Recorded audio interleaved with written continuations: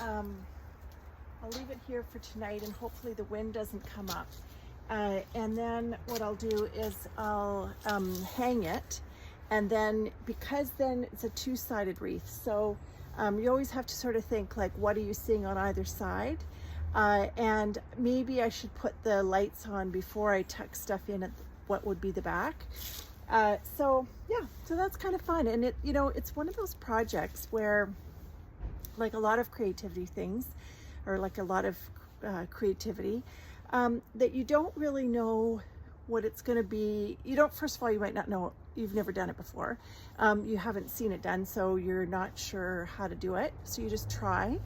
And that's what I did with this metal table. I just sort of gave it a go and came back 2 weeks later, and yes, I've taken it off the table, but kept it, like, I've untied it from the table, but then tied it right together again.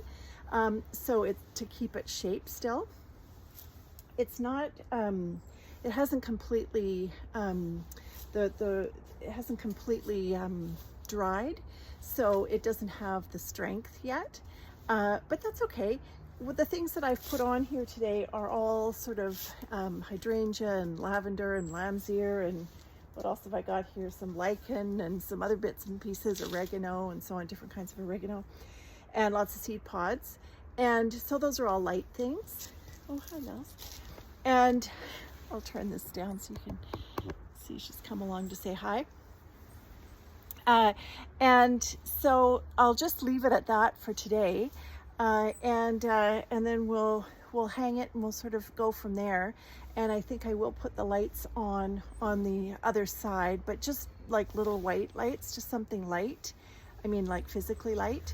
Yeah, so that was really fun. But I was going to say that as with all kinds of creative projects, you don't know when you start what it will be, and you just sort of start to play and start to see, oh, is this working, or is this working, this isn't, this is, and go from there. And sometimes things work out and sometimes they don't.